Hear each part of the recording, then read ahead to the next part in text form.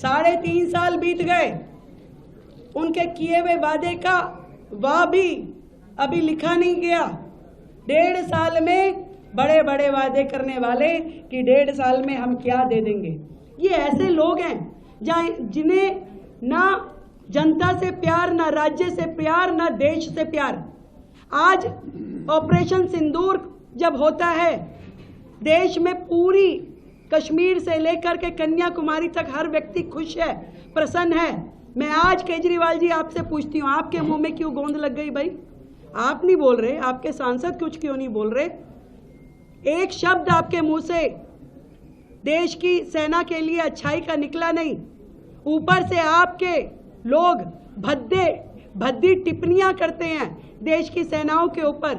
मैं आपसे सवाल पूछती हूँ, ये जो ऑपरेशन सिंदूर हुआ, आज दिल्ली में बैठा हुआ व्यक्ति वो महसूस नहीं कर सकता जो पंजाब में व्यक्ति रह करके उसका दिल कांपता है जब सामने से मिसाइल आने की बात होती है, तोप आने की बात होती है।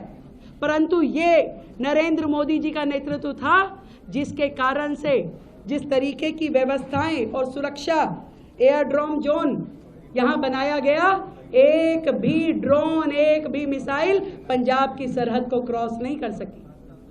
ये नरेंद्र मोदी जी की निर्णय क्षमता थी और उनके द्वारा विकास पे किया हुआ, वो डिफेंस पे किया हुआ खर्चा था जिसके कारण से आज पंजाब सुकून में है।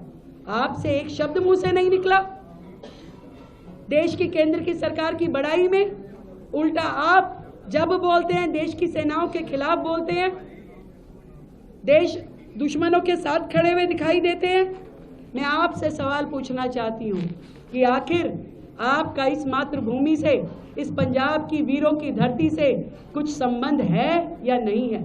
मैं आपसे सवाल पूछना चाहती हूँ भाई, आज आप झूठी पंजाबियत दिखाते हो। जब आप 10 साल दिल्ली में राज किया, एक भी पंजाबी मंत्री, सिख मंत्री आपकी कैबिनेट में कभी नहीं रहा। क्या आपने इनको इस लायक नहीं समझा कि कभी आपकी सरकार में कोई पंजाबी व्यक्ति जुड़ जाए, कोई सिख व्यक्ति जुड़ जाए? जबकि आज दिल्ली में भारतीय जनता पार्टी में सिख मिनिस्टर भी है, पंजाबी मिनिस्टर भी है। आपने कभी इस लायक पंजाब को, ना पंजाबियों को, ना पंजाबियत को समझा। आपने दिल्ली में जितने भी पंजाबी स्कूल थे वहां पे उनकी सबकी लैंग्वेज बंद करवा दी, पंजाबी लैंग्वेज। और आज आप पंजाब में बैठ करके पंजाब पे शासन करना चाहते हो। सरकार को खोखला कर दिया आपने। वो मुख्यमंत्री जो एडवर्टीजमेंट में केवल दिखाई देते हैं मुख्यमंत्री जैसे, आपने कहाँ उनको मुख्यमंत्री जैसा छोड़ा है?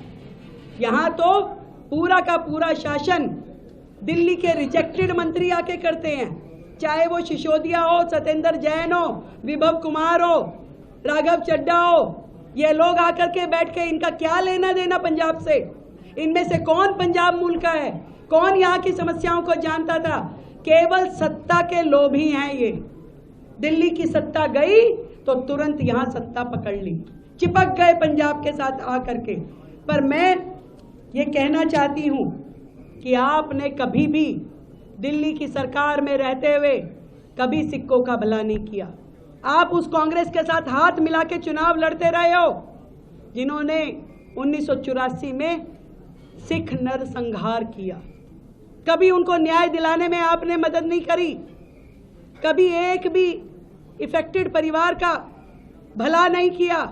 ये तो नरेंद्र मोदी जी थे जिन्होंने 2014 में अपनी सरकार आने के बाद SIT बना करके उन गुनहगारों को सजा दिलाई और उसके अलावा सभी को मुआवजा दिया। आज दिल्ली में जब हमारी सरकार आई भारतीय जनता पार्टी की, तो हमने उन सिख परिवारों को नौकरी देने का काम शुरू किया है और पहले 125 लोगों को, सिख बंधुओं को, उन परिवारों को हमने नौकरी का पर्चा दिया, उनका नियुक्ति पत्र दिया है। क्या किया भाई केजरीवाल सरकार ने? और मैं उनको भी जवाब देना चाहती हूँ जिन्होंने कहा कि गुप्ता नहीं टिकता। बताना चाहती हूँ ये गुप्ता है, काम करेगा पुख्ता और किसी भी झाड़ू वालों का अरोड़ा बन नहीं सकता इनके लिए रोड़ा। समझ लीजिए, ये पंजाब की जनता है, लुधियाना की जनता है, समझ चुकी है। दिल्ली वालों को तो 10 साल में समझ आई, पर पंजाब वाले असली घी और दूध पीते हैं, इनको जल्दी समझ में आ गई है। ये आपकी काट की हांडी चढ़ने नहीं देंगे। और जिस तरीके से आपने वादा खिलाफी की है, पंजाब की बहनें आपका स्वागत करेंगी। आप पहुंचिए तो सही। आप वोट मांगने की बात कर रहे हैं, आप चाहते हैं कि आपको जनता वोट देगी। मैं पूरे विश्वास के साथ कह सकती हूँ, ये लुधियाना वेस्ट की जनता है, इतनी समझदार है, और ये लुधियाना वेस्ट ही 2027 की पिक्चर का ट्रेलर बनेगा और यहाँ से भारतीय जनता पार्टी का प्रत्याशी जीतेगा।